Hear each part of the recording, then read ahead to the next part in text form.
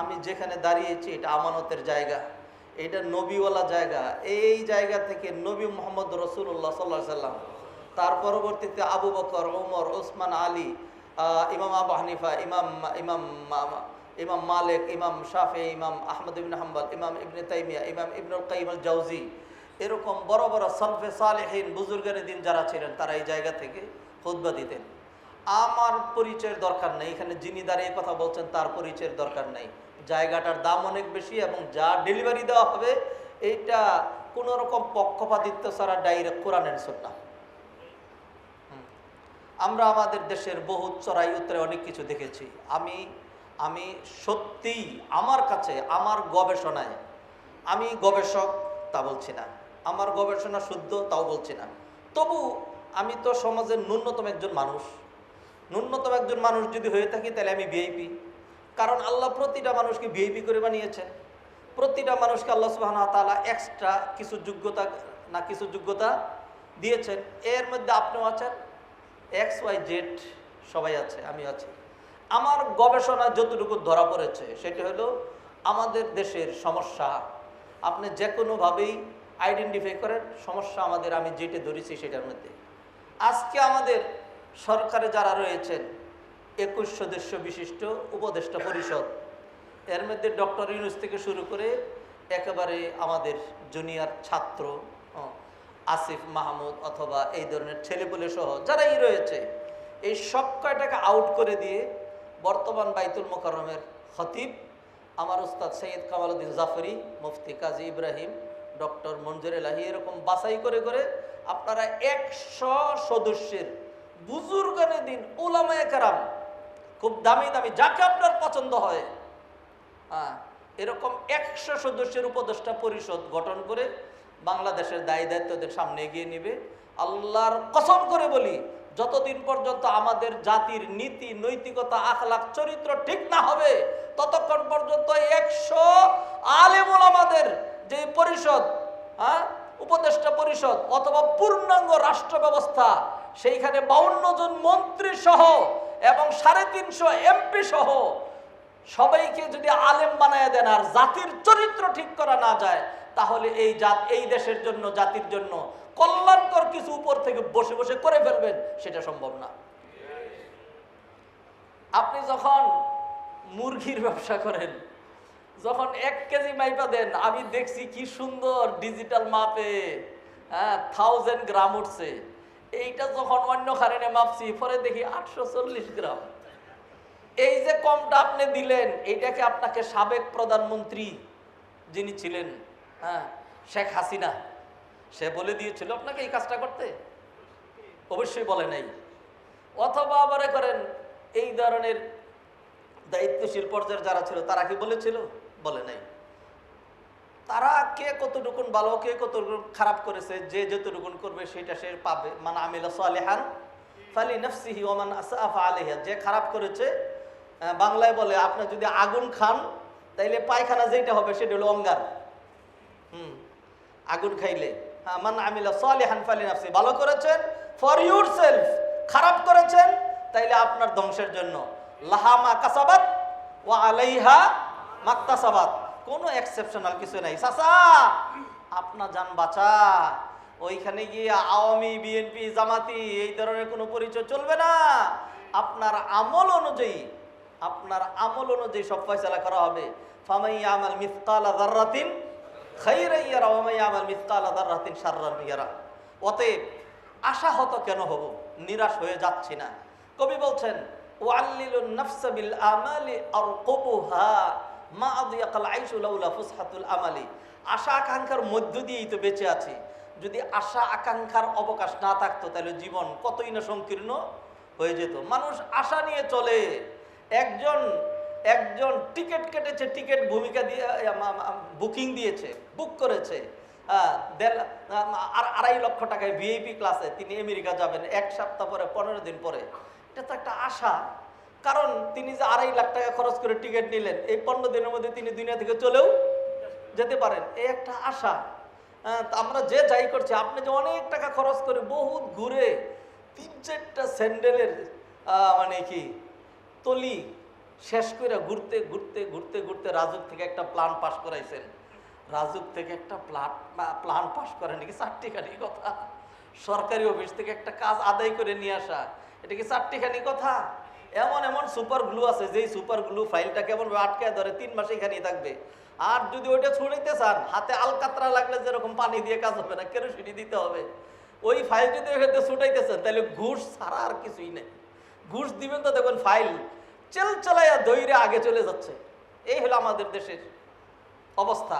তাহলে একটা ফাইল যে পাশ করে আছে, একটা বিল্ডিং এর কাজ যে ধরছেন, এটাও তো আশা আকাঙ্ক্ষা। তো আমিও নিরাশ হচ্ছি না।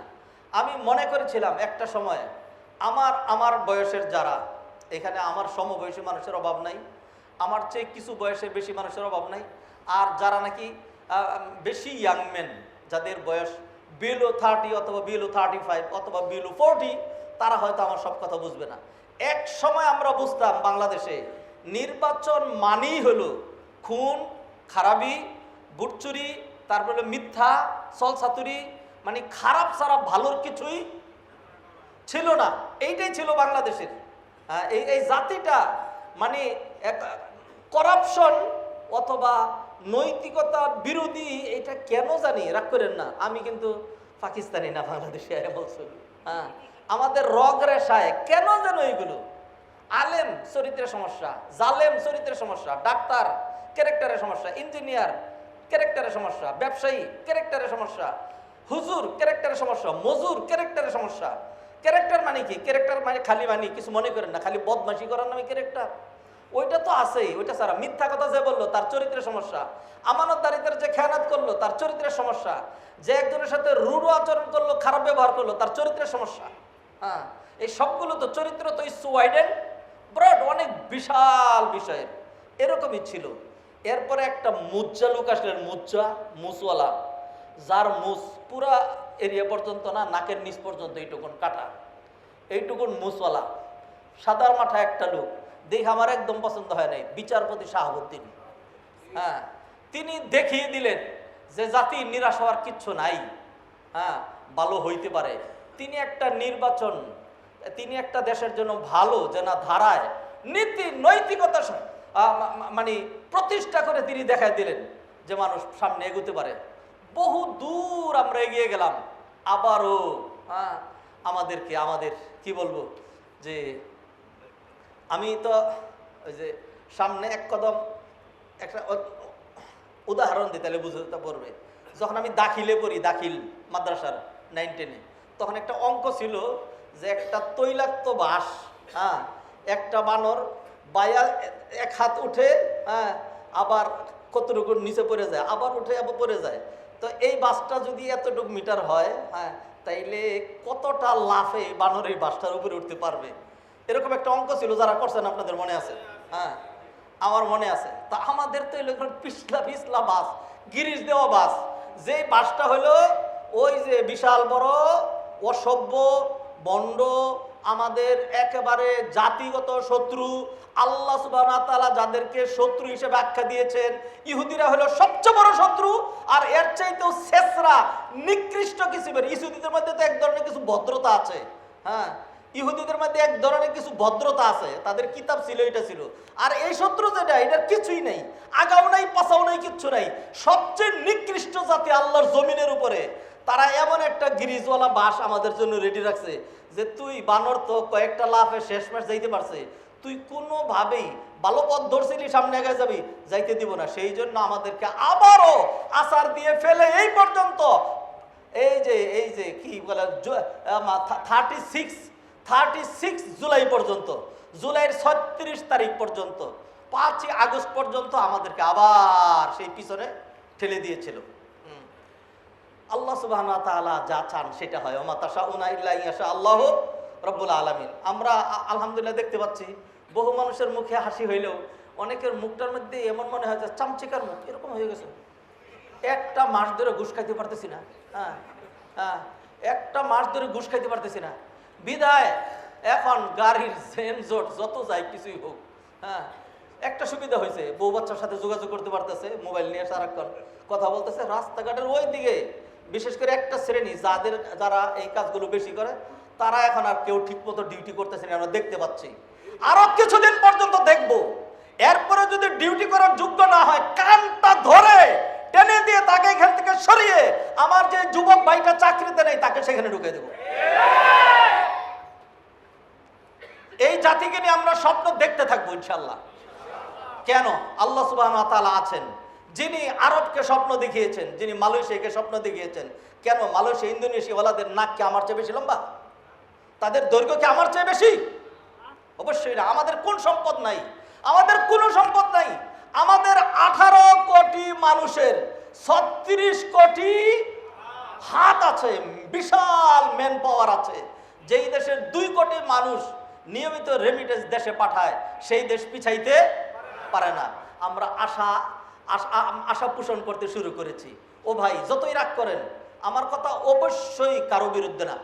আমার কথা নীতি, নৈতিকতা, ইথিক্স ইত্যাদিতে যারা নাকি মানে ক্ষয়িষ্ণু একেবারে শেষ, হ্যাঁ, সবাইকে খুশি কেউ করতে পারে না। কেউ যদি করতে পারে, কেউ যদি সবাইকে খুশি করে, তাইলে তার নাম মুনাফিক, মুদাহিন। সে হলো মুদাহিন। নবী মুহাম্মদ রাসূলুল্লাহ সাল্লাল্লাহু আলাইহি সাল্লাম সবাইকে খুশি করতে পারেন নাই। তা আমি সবাইকে খুশি করতে পারছি না। অবশ্যই আমাদের এই দেশ যদি সুফল হয়, ও ভাই, আপনি যিনি মন খারাপ করছেন, আপনি তো আমার ভাই। আপনি হয়তো বুঝছেন না, আমি আপনার শত্রু না, পশ্চিম কালেও না। আমি চরম বিরোধী এই সমস্ত বিষয়গুলোর। ধরেন যে একটা রেজিম চলে গেছে, আরেকটা রেজিম আসছে, এখন আপনি সমানে মিথ্যা মামলা হামলা দিবেন, হ্যাঁ, আমি এটা সাংঘাতিক বিরুদ্ধে। কারণ এটা চারিত্রিক বিষয় না। সত্যিই যদি কেউ কোনো দোষে দোষী হয়, তাইলে তার সেই নির্দিষ্ট দোষ, অতটুকুন অন্যায় উল্লেখ করে তার জন্য মামলা হবে। যেমনটি আমাদের দেশের মামলা জগৎ শিখিয়েছে আমাদেরকে। আপনি গিয়েছেন, গিয়ে বললেন যে আমার প্রতিবেশীর সাথে আমার সমস্যা হয়েছে, আমি যাচ্ছিলাম, সে আমাকে ধাক্কা দিয়ে ফেলে দিয়েছে, আমি সেই জন্য তার বিরুদ্ধে ক্লেম করতে এসেছি। তখন পুলিশ আপনাকে বলবে যে ভাগেন এখান থেকে, ফাজিল কোথাকার, এটা মামলা হয়। হ্যাঁ, তো আমার তো এরকম করছে, না এটা হবে না। আরে বুঝেন, বিষয়টা এরকম না। আপনি বলবেন যে আমি একদিন আমার পকেটের মধ্যে 3 লক্ষ টাকা নিয়ে, তারপরে আমার সাথে আমার ছোট্ট মেয়ে ছিল, তার গলার মধ্যে স্বর্ণের চেন ছিল, হ্যাঁ, এটা নিয়ে তার বাড়ির কাছ দিয়ে যাচ্ছিলাম, তো অমুক ব্যক্তি তার গুন্ডা বাহিনী সহ আমার উপর ঝাঁপাইয়া পড়ে, এরপরে স্বর্ণের চেন টাকাগুলো ছিনতাই করে নিয়ে যায়, এরপরে হলো আমাকে মারধর করে আমার দাঁতটা ভেঙে ফেলাই দিছে, তারপর এরকম সেরকম করছে। হ্যাঁ, তাইলে এটা মামলা হবে। স্যার মারে নাই তো, দাঁতে তো কিচ্ছু হয় নাই। হয় নাই, দাঁত ভাঙবেন? হ্যাঁ, কিচ্ছু হয় নাই, কিছু কাটবেন। তো এরকম কত নাটক যে এই স্বপ্নে দেখছি। এরপরে এইভাবে মামলা দেন, আরে আপনি জিতবেন মানে কি আপনার নামাই দিল এইভাবে। এরপরে কইছে কিচ্ছু লাগবে না, 500 টাকা দেন। বিরোধী গ্রুপ আসলে বলবে যে হ্যাঁ সম্পূর্ণ মিথ্যা সাজানো, এটা ওর কিচ্ছু করতে পারবে না। আপনি আপনারটা বলেন না, 500 টাকা দেন। হ্যাঁ, এরপরে আপনি জিতবেন। এরপর আবার ওই গ্রুপে বললো যে আরে ওরা তো আটকে দিছি, এবার আপনি 1000 টাকা দেন, আরেকটু হলে জিতে গেছেন। এবার ওই গ্রুপে বললো যে আরে ওই শেষ, আপনি 1500 টাকা দেন। এরকম করতে করতে একবার আপনার এই শর্ট দিবে এই দিক থেকে, আবার ওই দিক থেকে শর্ট দিবে, এরকম করে এই হলো খেলনা। ফাইজলামি পাইছেন মিথ্যা নিয়ে মানুষকে ভোগান্তির জন্য এইভাবে মিথ্যা মামলা সাজাবেন, অসম্ভব। যারা কোনো খুনের সাথে, যারা কোনো কিলিংয়ের সাথে, যারা কোনো অন্যের সাথে জড়িত নয়, সে যদি কট্টরপন্থী আওয়ামী লীগ হয়ে থাকে, আপনি তার বিরুদ্ধে মামলা করলে যদি করেন, আদালতে আখেরাতে আপনি আল্লাহর কাঠগড়ে দাঁড়াবেন। আপনি এটা করতে পারবেন না। আমি আমার নীতি নৈতিকতার কথাই বলে যাব। কারণ আমার কপালের মধ্যে আমি বিএনপির সিল লাগাই নাই, জামাতের সিল লাগাই নাই, খেলাফত আন্দোলনের সিল লাগাই নাই। আমার কপালের মধ্যে একটা সিল মেরেছি, সেই সিলের নাম হলো কল আল্লাহ, ওই সিলের নাম হলো কল রাসূলুল্লাহ।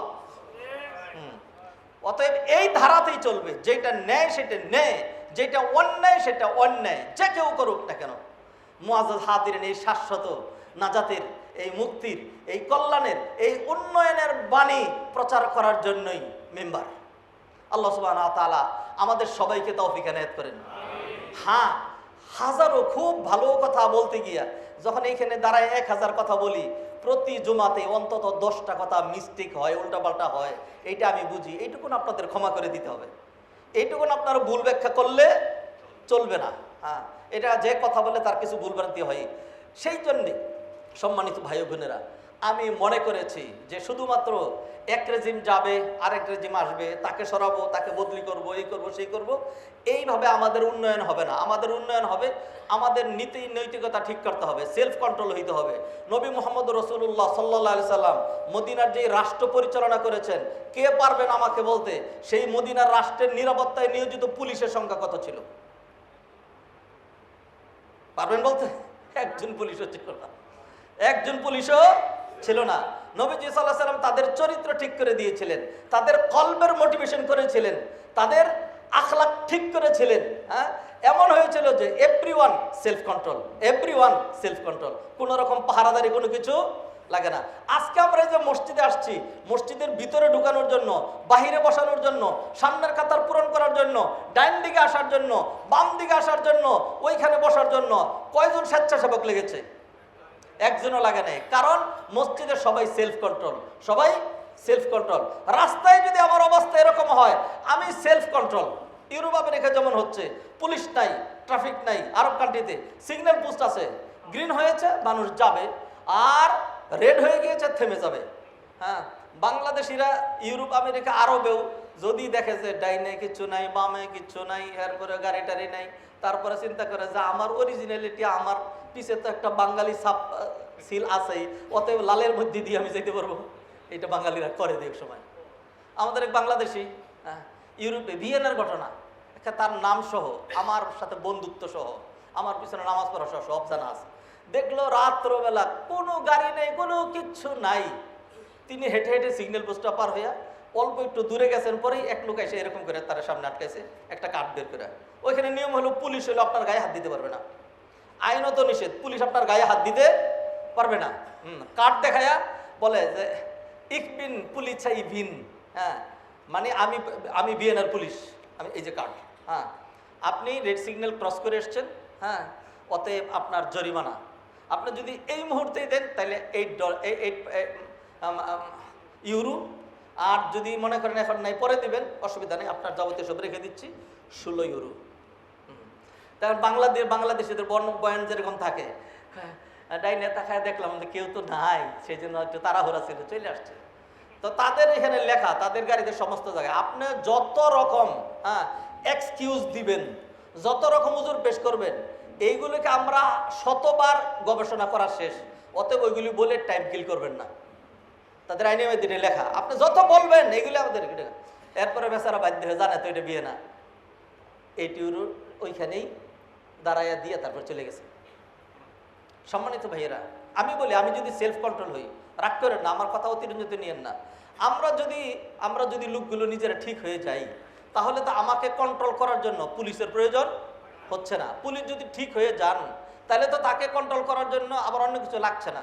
পুলিশ বাহিনী যদি, যারা নিরাপত্তা দিবেন, তারা যদি নিজেরা ঠিক থাকতেন, তাইলে তো তারা কোশ্চিনকালেও তাদের এটা বলা লাগতো না যে আমাদের পুলিশের নিরাপত্তা নাই, আমাদেরকে নিরাপত্তা দেন। এটা তো তাদের বলার প্রয়োজন হতো না। আমি অনেক বড় আশা দেখে আশা পোষণ করি। আমি কাদের জন্য আশা পোষণ করি? যারা বিজয়ী, যারা বিজয়ী তাদের জন্য, যারা আওয়ামী লীগ কি বলে, যারা বিএনপি জামাত এই দল করে এদের জন্য, আর যারা পরাজয় হয়েছে তাদের বিরুদ্ধে, আউযুবিল্লাহি মিনাশ শাইতানির রাজিম, এইরকম হীন মানসিকতা আমার মধ্যে নেই। আমি স্বপ্ন দেখি আমার হোল নেশন, আমার দেশের পুরো জাতির জন্য যদি কল্যাণ হয়, তো সবার জন্যই কল্যাণ হবে। যেই পেট্রোল, যেই অকটেন আমি আমার গাড়িতে ঢুকাইতাম 131 টাকা করে, এখন যখন সেটার দাম কমে গিয়েছে, যিনি নাকি কট্টর আওয়ামী ছিলেন, তিনিও তো 125 টাকা করে কিনছেন, 6 টাকা করে পার লিটার বেঁচে যাচ্ছে। অতএব দেশ যদি ভালো হয়, জাতি যদি ভালো হয়, এটা সুফল এক পেশে মসজিদের খতিবরা, মসজিদের মুসল্লিরা, এক প্রতি মানুষ পাবে না, সবাই পাবে। আর যদি অবস্থা খারাপ হয়, রাস্তায় যদি এখন জ্যাম লেগে যায়, তাহলে সেখানে গিয়ে আপনি মুসল্লি আটকে থাকবেন, আর যে নাকি সাধারণ মানুষ সেও আটকে থাকবে। তো সেই জন্য খুবই জরুরি যেটি মনে করেছি, সেটা হলো আমার আপনার নীতি নৈতিকতার পরিবর্তন দরকার, আমার আপনার আখলাক পরিবর্তন দরকার। এটা ইস ওয়াইড এন্ড ব্রড, এর ফজিলতের কথা কত কি বলবো। এটা এমন ফজিলতপূর্ণ, আপনি মনে করতে পারেন যে হুজুর ভাল লাগে না, আপনি খালি অন্যরকম বিষয় আলোচনা করেন, অন্যান্য মসজিদে মানুষ কত রকম নামাজ, রোজা, পর্দা, কোরআনে আয়াতের তাফসীর এগুলি সেগুলি আপনি এগুলি করেন। ভাইজান, আমারটার দাম কিন্তু কম না, আপনি যাই মনে করেন। আমি যে চরিত্র নিয়ে কথা বলছি, আপনি নামাজ নিয়ে কথা বলছেন আর রোজা নিয়ে কথা বলছেন। আমি যে চরিত্র নিয়ে কথা বলছি, এটা কি নামাজ রোজার মর্যাদা রাখে না? শুনেন, আন আয়েশা রাদিয়াল্লাহু তাআলা আনহা, আয়েশা মানে ফাতেমা, আচ্ছা, আয়েশা রাদিয়াল্লাহু তাআলা আনহা থেকে বর্ণিত, আন্নান নাবিয়্যা সাল্লাল্লাহু আলাইহি ওয়াসাল্লাম ক্বালা, নবীজি সাল্লাল্লাহু আলাইহি ওয়াসাল্লাম ইরশাদ করছেন, ইন্নাল মুমিনা লা ইউদরিকু বিহুসনি খুলুকিহি, একজন ঈমানদার তার উত্তম চরিত্র দিয়ে সে অর্জন করতে পারে, হ্যাঁ, অ্যাচিভ করতে পারে দারাজাতা, দারাজা মর্যাদা, দারাজা মানে মর্যাদা, দারাজাতা সায়েমুল কায়েম, সায়েম, সায়েম মানে হলো যে মাঠে খেলে, সায়েম মানে রোজাদার, সায়েম মানে রোজাদার। আমরা রমজান মাসে বলি না, দিনের বেলায় সিয়াম আর রাতের বেলায় কিয়াম। দিনের বেলায় যিনি সিয়াম পালন করেন তিনি হলেন সায়েম, আর রাতের বেলায় যিনি রাত জেগে ইবাদত করেন তিনি হলেন কায়েম। তো দারাজাতা সায়েমুল কায়েম, আপনি কোনো আমল করলেন না, শুধু আপনি আপনার উত্তম চরিত্র নিয়ে, একজন সাথে দেখা হলো, মুখের মধ্যে মিষ্টি হাসি, এরকম করে মুখের মধ্যে যেন আলকাতরা করে না থাকে, এরকম করে করে মুখ চুক্তাই করে, মুখের মধ্যে হাসি আসে না কেন? মুখের মধ্যে কি হয়েছে? হ্যাঁ, এরকম না। হ্যাঁ, একটু মিষ্টি কষা, একটু দেখাইলি সালাম আসসালামু আলাইকুম, ভাইজান কেমন আছেন, how can I help you, এইগুলি আসে না। থ্যাংক ইউ, হ্যাঁ, thanks a lot for you, এই কথাগুলো বাঙালিদের জবান দিয়ে আসে না। যেই পাকিস্তানিদেরকে দেখতে পারেন না, নাম শুনলেই ওই যে হিন্দু দাদাদের পূজা দিতে, দাদাদেরকে সাদা দিতে দিতে এখন মুসলমানদেরকে আর ভালো লাগে না, তারা পর্যন্ত কিছু করলেই করবে বড়াই মেহরবানি, শুক্রিয়া, হ্যাঁ, আল্লাহ আপকা খায়ের করে। দেখবেন এরকম সুন্দর সুন্দর কথা চলে আসে। যে আরবদেরকে সমালোচনা করেন তারা কিছু হয়ে বলে শুকরান, আফওয়ান। যে ইংরেজদের ধর্ম নাই তারা কিছু হয়ে বলে thank you, thank you, welcome, এগুলি বলছে। আর বাঙালিদের মুখে যা কিছুই করেন এরপরে এরকম হয়ে থাকে, মুখটা বন্ধ করে থাকে, মানে তার মুখ দিয়ে থ্যাংক ইউ আসে না, একটা দোয়া আসে না, আল্লাহ আপনার ভালো করুন, আল্লাহ আপনার কল্যাণ করুন, হ্যাঁ, আপনি কেমন আছেন, আপনার ফ্যামিলি কেমন আছে, আপনার বাচ্চারা ভালো আছে, আমি কি আপনাকে একটু হেল্প করতে পারি, আমি আপনাকে একটু এগিয়ে দিই, হ্যাঁ মাশাআল্লাহ, আপনি আমাকে একটু সুযোগ দিলে আমি খুশি হইতাম, আমি আপনার কাছে অনেক বেশি কৃতার্থ, আল্লাহ আল্লাহ আল্লাহ আপনার দুনিয়া আখিরাত সুন্দর করুন। এই কথাগুলো আমাদের মধ্যে দিয়ে আসে না। হ্যাঁ, যদি এইগুলি আসে, এই যে সাধারণ একটা চরিত্র নিয়ে সাধারণ চলছেন, এইটাকে নবীজি সাল্লাল্লাহু আলাইহি সাল্লাম বললেন সারাদিন রোজা রাখলে যা হতো আর সারা রাত কিয়াম করলে যা হতো, উত্তম চরিত্রের মাধ্যমে আল্লাহ সুবহানাহু ওয়া তাআলা শুধু উত্তম চরিত্রের জন্য আপনাকে কন্টিনিউ ওই আমলনামা এবং সব দিয়ে দিচ্ছেন। চরিত্রটা হালকা না, চরিত্র অনেক দামি জিনিস। চরিত্র, নবীজি সাল্লাল্লাহু আলাইহি ওয়াসাল্লামের হাদিস, নবীজি বললেন দেখো চরিত্রের মূল জিনিস দুইটা, একটা হলো মুখ, হ্যাঁ, দুই চোয়ালের মধ্যবর্তী জবান, আরেকটা হলো গুপ্তাঙ্গ, দুই পদযুগল মধ্যবর্তী অঙ্গ। মান ইয়াদমানুলি মা বাইনা ফাক্কাইহি ওয়া মা বাইনা রিজলাইহি আদমানুল্লাহুল জান্নাহ, আমাকে মাত্র এই দুইটা জিনিসের গ্যারান্টি দাও, তাহলে আমি নবী তোমার জন্য জান্নাতের গ্যারান্টি দিয়ে দিচ্ছি।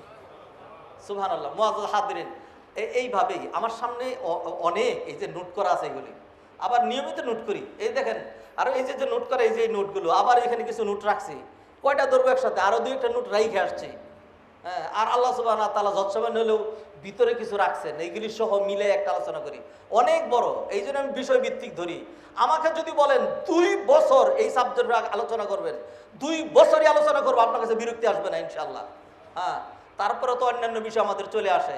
আজকের এই জুমায় বাংলাদেশের 90% মসজিদ থেকে রবিউল আউয়াল নিয়ে আলোচনা করা হবে। 90% মসজিদে। আমি ইচ্ছা করি পুরো মাস করবো না।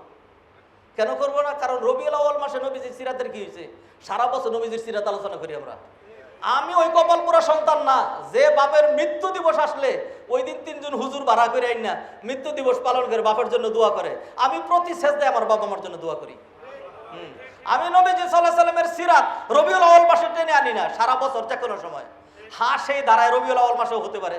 এখন যে আমি হাদিস আলোচনা করছি, এখন যে চরিত্র মাধুর্যতা নিয়ে আলোচনা করছি, এটা নবীজির সিরাত আলোচনা। নবীজি সাল্লাল্লাহু আলাইহি ওয়াসাল্লাম বলছেন বুইসতু লিউতাম্মিমা মাকারিমাল আখলাক, আমি তোমাদেরকে উত্তম চরিত্র শিক্ষা দেওয়ার জন্য এসেছি। কে শিক্ষা দিতে পারেন? যার চরিত্র চার থেকে বেশি উন্নত তিনি শিক্ষা দেন। সেই জন্য আল্লাহ বলছেন ওয়া ইন্নাকা লাআলা খুলুকিন আযীম।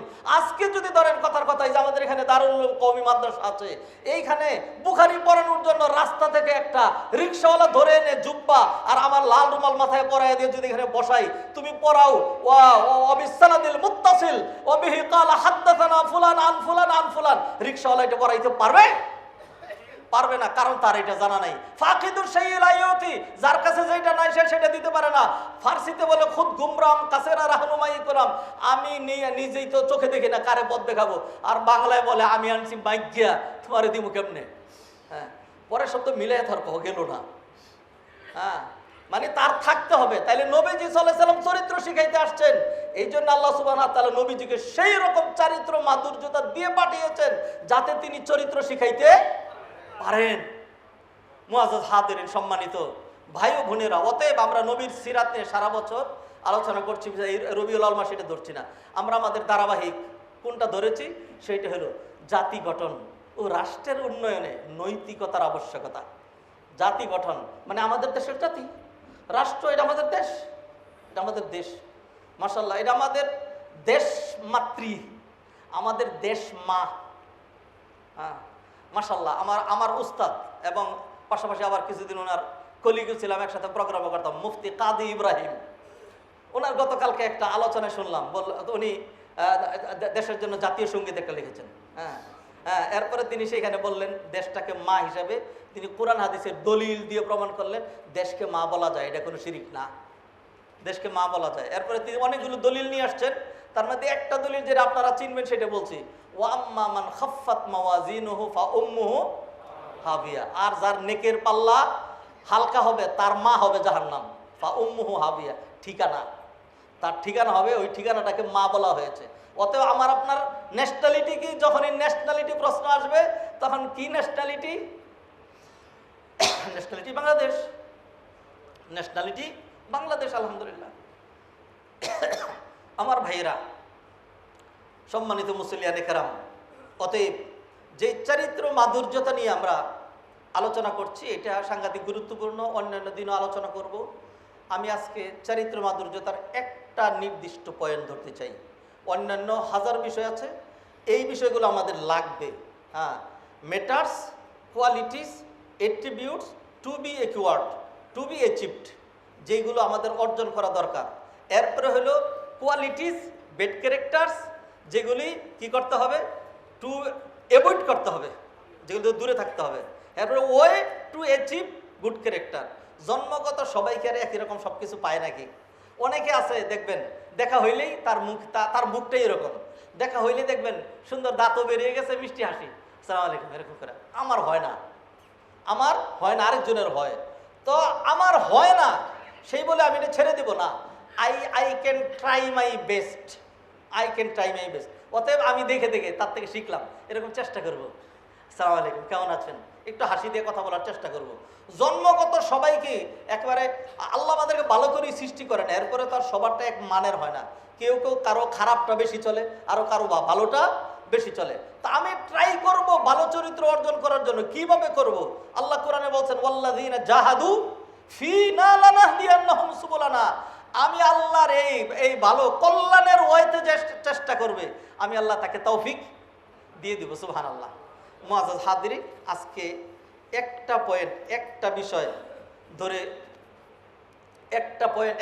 ধরে আলোচনা করতে চাই। বিষয় যদিও অনেক ব্রড, অনেক লম্বা, তাকওয়ার যে বিষয়গুলো, সেখান থেকে একটা বিষয় ধরি। তাকওয়ার এক নম্বর বিষয় যেটা, সেটা হলো মানে উত্তম চরিত্রের তাকওয়া। 2 নম্বর as-sidqu was-sadaqa, সত্যবাদিতা। 3 নম্বর আল আমানা। এই 3 নম্বর পয়েন্টটা ধরছি তুলনামূলক ওই দুইটার চেয়ে একটু সংক্ষিপ্ত হওয়ার কারণে।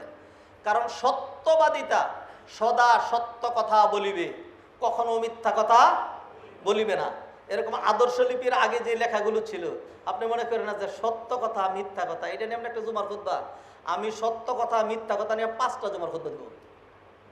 5টা জুমার খুতবা আপনি নতুন নতুন পাবেন, অনেক কিছু শিখবেন। এত লম্বা তো করবো না, একটা দিয়ে হয়তো 1 জুমাই চালাই দেবো। আজকে ওইটা বড় হওয়ার কারণে সেদিকে যাচ্ছি না। তাকওয়া ওয়াইড হওয়ার কারণে সেদিকে যাচ্ছে না। আজকে একটা বিষয় ধরতেছি, যেটার নাম হলো আমানাত। যেটার নাম আমানাত। আমানাত আল্লাহ কোরআনে বললেন, ইয়া আইয়ুহাল্লাযীনা আমানু লা তাখুনুল্লাহ ওয়ার রাসূল ওয়া তাখুনু আমানাতিকুম। ও ঈমানদাররা, আল্লাহ এবং তার রাসূলের সাথেও খেয়ানত করো না, ওয়া তাখুনু আমানাতিকুম, আর তোমাদের আমানতের সাথে খেয়ানত করো না। আজকে কি পরিমাণ খেয়ানত হচ্ছে আমাদের সাথে। এই জাতিটা একটা খেয়ানতকারী জাতি। জাতিগতভাবে টপ টু বটম কেমন খেয়ানত।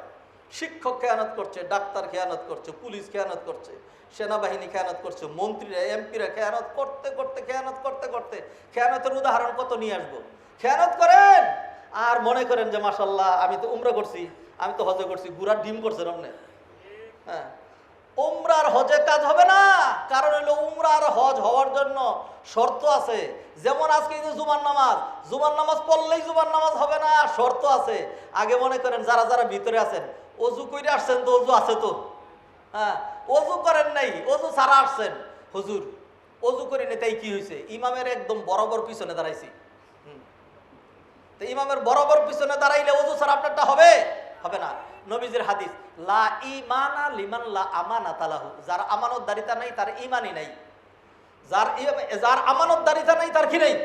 ঈমানই নাই। অতএব তার হজ হবে? অতএব তার নামাজ হবে? অতএব তার রোজা হবে না। নবীজি সাল্লাল্লাহু আলাইহি সাল্লাম বলছেন, আয়াতুল মুনাফিকি সালাস। আয়াতুল মুনাফিকি সালাস, মুনাফিকের চিহ্ন 3টা, আর একটা আছে 4টা। হ্যাঁ, কারো মধ্যে যদি 4টা গুণই থাকে তাইলে সে হলো একদম খালেস মানে পিওর মানে হলো নির্ভেজাল মানে টাটকা মানে একদম ফ্রেশ মুনাফিক। কি মুনাফিক? ফ্রেশ মুনাফিক। এই 4টার ইজা হাদ্দাসা কাযিবা, কথা বললেই কি বলে? মিথ্যা কথা বলে। আমি মনে করি আমাদের দেশের লোকেরা মিথ্যা কথা বলে না। হ্যাঁ, ব্যবসায়ীরা বলে কি, হুজুর এটা এত টাকা কিনা, এই তোমার দাম বলতে বলছে কি?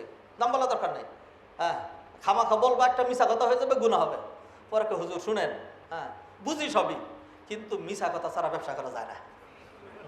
তাহলে ব্যবসার মূলনীতি কি? মিশা কথা। হ্যাঁ, ব্যবসার মূলনীতি মিশা কথা। মিথ্যা টপ টু বটম কত জায়গায় মিথ্যা।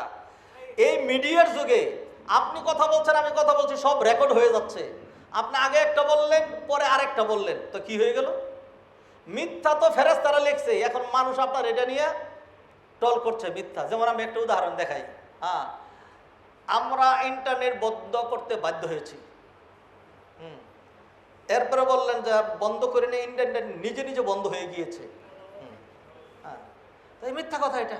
হ্যাঁ, তারপরে আপনি একজন একটা বলে গা খালি দিলেন যে তোমরা এইটা, এরপর বললেন আমি তো এটা বলি নাই। হ্যাঁ, তো কি হয়ে গেল? মিথ্যা কথা হয়ে গেল। ইদা হাদ্দাসা কাযিবা, কথা বললে মিথ্যা কথা বলে, এটা মুনাফিকের 1 নম্বর গুণ। ওয়াইদা তুমিনা খানা, আমানত রাখলে আমানতের খেয়ানত করে। ওয়াইদা ওয়াদা আখলাফা, ওয়াদা করলে বরখালাফি করে। ওয়াইদা খাসামা ফাজারা, আর ঝগড়া লাগলেই গালিগালাজ করে। এই 4টা গুণ যদি কারোর মধ্যে থাকে, অর্থাৎ ও ভাই আব্দুল্লাহ, ও ভাই আব্দুর রহমান, ও ভাই খালেদ, ও ভাই হাসান, আপনার মধ্যে যদি 4টা গুণাগুণ থাকে, তাইলে আল্লাহর রাস্তে নিজেরে বলে দেন যে I am addressing myself, I am pure hypocrite, আমি খালেস মুনাফিক। তো এরকম 4 গুণ কেন? এরকম আমরা দেখতে পাচ্ছি আমাদের অনেকের মধ্যে 4টার ডাবল 8টা। হ্যাঁ, এরও বেশি আছে। সুরে আলী এক সুরে বিয়ে করছে, আরেক সুরে। হ্যাঁ, হাই আল্লাহ, কি কঠিন অবস্থা ভাইজান। এইগুলি হবে না, আমানতদারিতা লাগবে। ও ভাই, যিনি বাংলাদেশ সরকারের প্রজাতন্ত্রের, আপনি একজন চাকর, একজন চাকরিজীবী, একজন নিরাপত্তাদাতা, একজন ডিউটিদাতা, একজন বেতনভোগী, আপনি যদি আপনার ডিউটিটা ঠিক মতো যদি আঞ্জাম না দেন, তাহলে যা কামাই করে নিলেন এটা আপনার জন্য, আপনার পরিবারের জন্য, আপনার সন্তানের জন্য, সবার জন্য হারাম। আপনি হারাম খাচ্ছেন, আর আপনি মুনাফিক হয়ে যাচ্ছেন। হ্যাঁ, আপনি জাতির সাথে গাদ্দারি করছেন, আপনি খেয়ানত করছেন। অতএব ভাইজান, যেটা আলোচনা করছিলাম সেটা হলো আমাদের চরিত্রের অন্যতম গুরুত্বপূর্ণ বৈশিষ্ট্য একটা, চারিত্র মাধুর্যতার, যেটা ছাড়া একজন মানুষের ক্যারেক্টার হবে না। আপনি এটা বললেন যে আমি কোনোদিন জিনা, ব্যভিচার, চুরি, এটা আমার জীবনেও কোনোদিন করি নাই। হ্যাঁ, অতএব আমার চরিত্র ভালো না। আপনার চরিত্র খারাপ। কারণ কি? আপনি মিছা কথা বলছেন। আপনার চরিত্র খারাপ কেন? আপনার চেহারা যে কর্কশ, আমরা আমরা বাসা যে কর্কশ আর চেহারা যে আলকাতরা। হ্যাঁ, এই জন্য মানুষ দেখলে মানুষের সাথে ব্যবহার করে মুখ এরকম করে কালা করে। তারপর কথা বলার সময় এমনভাবে কথা বলেন কলজা সেদ করে একের ভেদ করে কথা বলেন। এই জন্য আপনার চরিত্র খারাপ। আর আমানতদারি, আমানতের রক্ষাবেক্ষণ করেন না যে আপনি আপনি একটা প্রতিষ্ঠানের প্রধান, এই প্রতিষ্ঠানটা আপনার কাছে আমানত, আপনার কিছুই নেই, এই শরীরটা আপনার কাছে আমানত। আপনি জবান উল্টাপাল্টা ব্যবহার করেছেন, আপনি একজন খেয়ানতকারী। আপনার চোখ, হ্যাঁ, আপনি চোখ খারাপ কাজে ব্যবহার করেছেন, এই চোখ খারাপ কাজে কিভাবে ব্যবহার করে। মাই ডিয়ার ব্রাদার্স, ভাইয়েরা খেয়াল করেন, এই যে look at me, this is call hell and জাহান্নাম, এইটার নাম জাহান্নাম। আপনি এইখানে খেয়ানত করেছেন, হ্যাঁ, এইটাও আপনি আমানতদারিতার খেয়ানত করলেন। আমার চাপাবাজি না, কোরআনের দলিল। আল্লাহ সুবহানাহু ওয়া তাআলা কোরআনে বলছেন, ইয়ালামু খাইনাতাল আয়ুনি ওয়া মা তুখফিস সুদূর। তোমার চোখ যেই খেয়ানত করে আর তোমার অন্তর যেই খেয়ানত করে, এটা আল্লাহ ভালো করেই জানেন।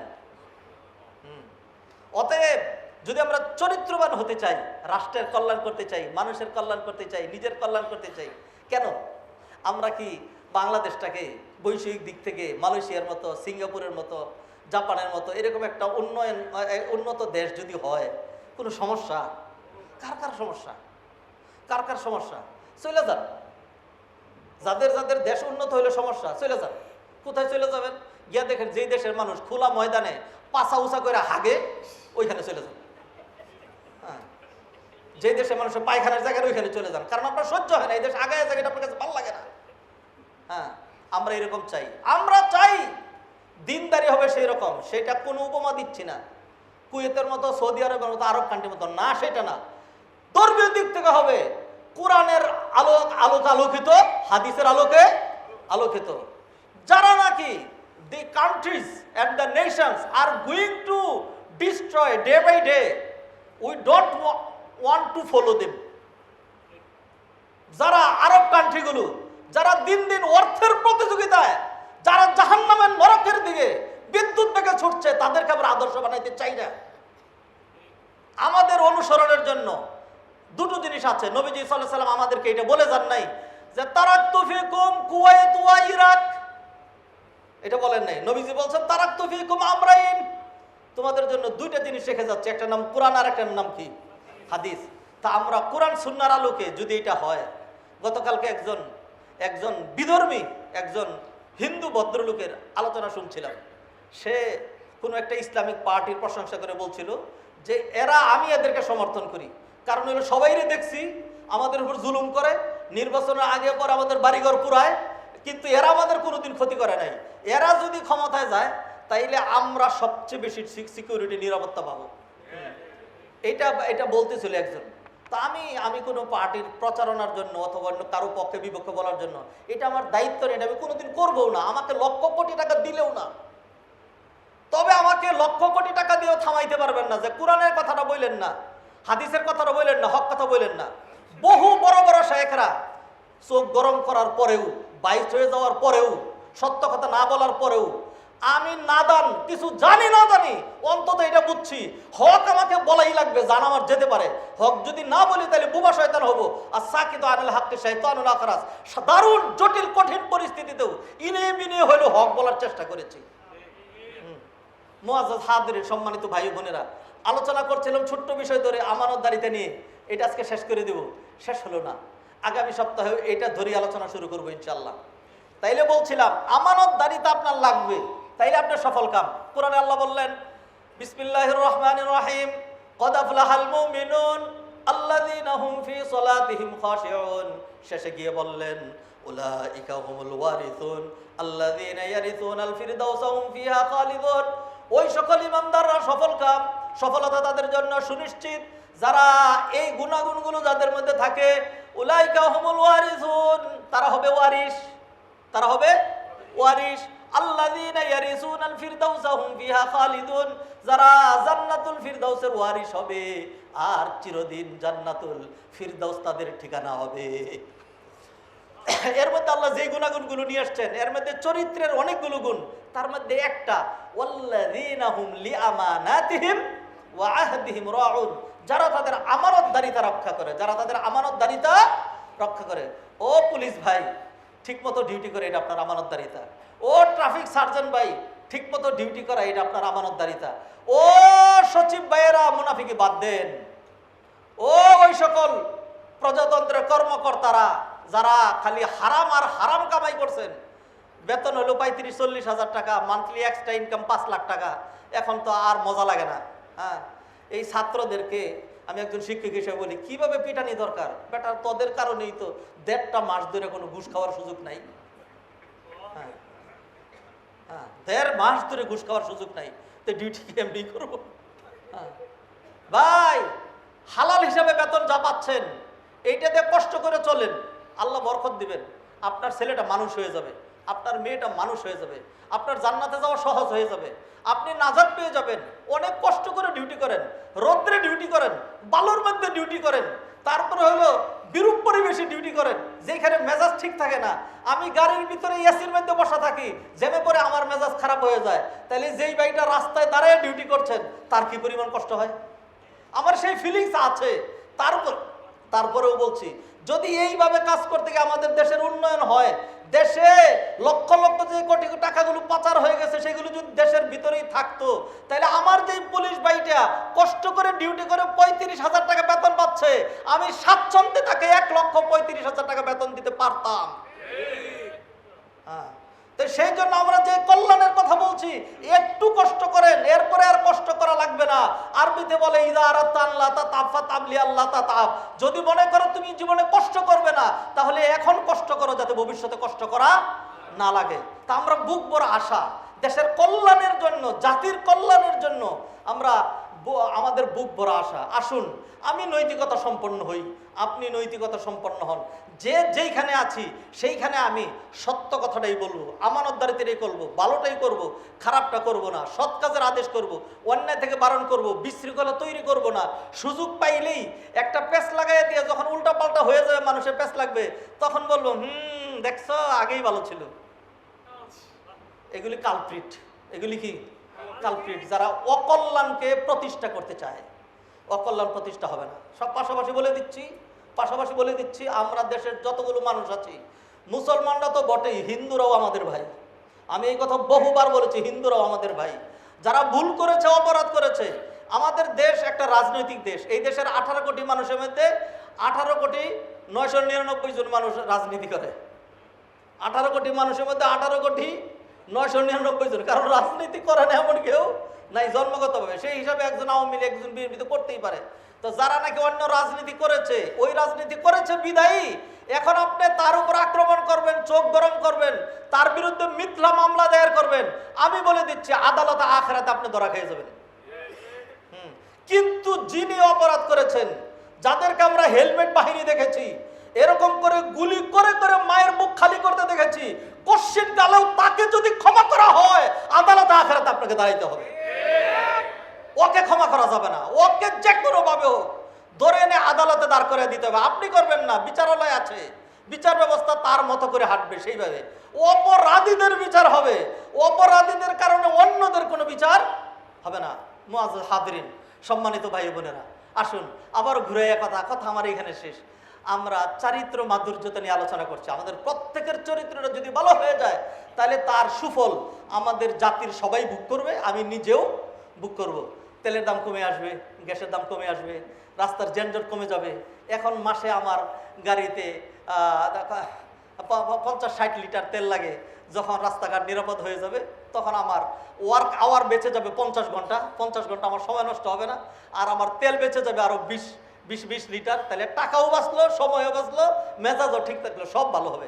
আসুন তো আমরা চরিত্রটার দিকে গুরুত্ব দিই, চরিত্রটার দিকে গুরুত্ব দিই প্রত্যেকে, এভরিওয়ান। হ্যাঁ, চরিত্রের খুবই গুরুত্বপূর্ণ দিক যেটা, সেটা হলো আমানতদারিতা। আমানতদারিতা নিয়ে আরো কথা বলবো।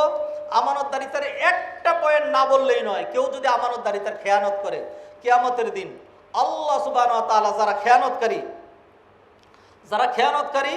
আল্লাহ সুবহানাহু ওয়া তাআলা কিয়ামতের দিন তাদেরকে কি করবেন? তাদের একটা বিশেষ চিহ্ন, তাদেরকে একটা পতাকা লাগাইয়া দিবেন তাদের পশ্চাৎ দেশে, যেটা দেখে মানুষ দূর থেকেই বুঝবে যে এটা হলো ওই লোক যে নাকি তার আমানতদারিতা খেয়ানত করেছিল। আমি সময়ের কারণে আর কালক্ষেপণ করছি না, জাস্ট বিষয়টা হালকা করে বলে দিচ্ছি। আগামী সপ্তাহে হাদিসটা পাঠ করে শব্দে শব্দে অর্থ করবো, আল্লাহ যদি বাঁচিয়ে রাখেন ইনশাআল্লাহ। কিয়ামতের দিন আল্লাহ সুবহানাহু ওয়া তাআলা মানুষকে চিনার জন্য এক একজন এক এক রকম দিবেন। যারা তাদের সন্তানদেরকে কোরআন শিখাইছে তাদের মাথায় নূরের মুকুট পরায় দেওয়া হবে, খুব আলো ছড়াইতে থাকবে। মানুষ বলবে, আরে এর মাথায় এত আলো কেন? তখন বলা হবে, চিনো নাই, এ তার বাচ্চাদেরকে কোরআন শিখাইছিল। সুবহানাল্লাহ। এরপরে কিয়ামতের দিন কিছু মানুষ যখন হাইটে যাবে তখন দেখা যাবে তার গলাটা এরকম লম্বা, উট পাখির মতো এরকম, অথবা জিরাফের মতো গলা লম্বা হয়ে যাচ্ছে। বলবে, এই লোকের গতনার এত লম্বা কেন? তখন বলা হবে, এই লোক কিয়ামতে এই দুনিয়াতে আজান দিত, মানুষকে নামাজের দিকে ডাকতো, এই জন্য তার মর্যাদা এরকম। কিয়ামতের দিন দেখা যাবে যে একজনের পাছার মধ্যে, হ্যাঁ, পশ্চাৎ দেশে একটা নিশান গাড়া, হ্যাঁ, লাল নিশান, নিশানটা 10 মিটার লম্বা। মানুষ বলবে, কিরে ওর পাছার মধ্যে নিশান লাগানো কেন? হ্যাঁ, তখন মানুষ বলবে যে এই লোকটা তার ওয়াইফের সাথে খেয়ানত করেছিল, তার স্বামীর সাথে খেয়ানত করেছিল, তার প্রতিবেশীর সাথে খেয়ানত করেছিল, অল্প একটু খেয়ানত করছে, তার একটা কথা নষ্ট করছে, তার একটা টাকা খেয়ানত করছে, এই জন্য এটা। আরেকটা লোকের নিশান দেখা যাবে, যে নিশানটা যে টানায় দিছে, হ্যাঁ, এইটা 10, 20, 30, 40, 50, 60, 70, 80 কিলোমিটার দূর থেকে দেখা যাচ্ছে। একেবারে নিশানের মাথা চাঁদের ওই পর্যন্ত, এত লম্বা নিশান। এত লম্বা নিশান কেন?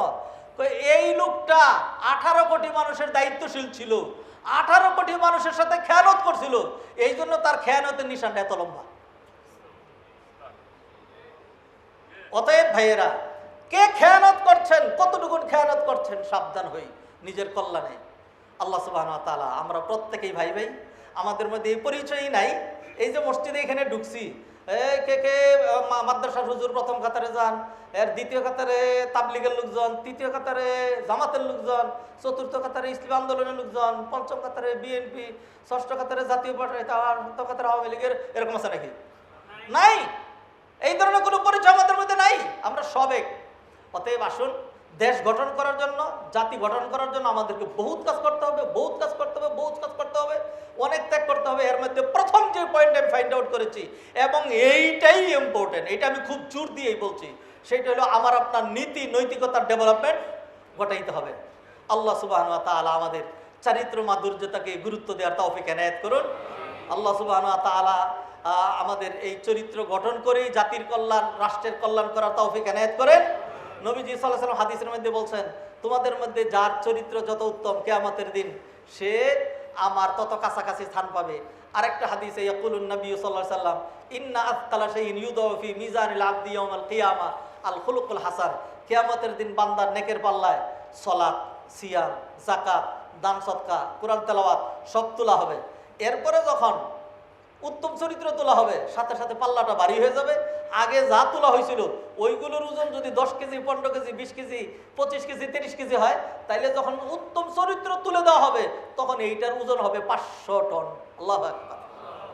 তাই আসুন, চারিত্র মাধুর্যতাকে গুরুত্ব দিব, সবার সাথে মিষ্টি হাসি, সবার সাথে ভালো ব্যবহার, শত্রু নাই, বন্ধু নাই, এলাকা নাই, দল নাই, কোনো কিছু নাই, আমরা এইভাবে করবো। আর সাবধান, সীমালঙ্ঘন করবেন না, জুলুম করবেন না, কারোর বিরুদ্ধে বাড়াবাড়ি করবেন না। যে যতটুকু অপরাধ করেছে তার শাস্তি বিধান করার জন্য শাস্তি প্রয়োগকারী সংস্থা আছে। আপনি যদি প্রয়োজন মনে করেন, সত্যি আপনি তার একটা অপরাধ জানেন, সত্যি মিথ্যা নয়, তাহলে সেটা মামলা আকারে আপনি ঠুকে দিতে পারেন, পরবর্তীতে তার বিচার হবে। কিন্তু ব্যক্তিগত শত্রুতার কারণে, রাজনৈতিক প্রতিহিংসার কারণে যিনি খুন করেন নাই, কিচ্ছু করেন নাই, তার নামে খুনের মামলা যদি আপনি দিয়ে দেন, তাহলে আপনার বিরুদ্ধে এরকম একটা খুনের মামলা হবে কিয়ামতের দিনে। আল্লাহ সুবহানাহু ওয়া তাআলা আমাদেরকে কথাগুলো বুঝার তৌফিক এনায়েত করেন। আকুলু কওলি হাযা ওয়া আস্তাগফিরুল্লাহ লি ওয়া লাকুম ওয়া লিসাইরিল মুসলিমিন ফাস্তাগফিরুহু ইন্নাহু হুয়াল গফুরুর রাহিম।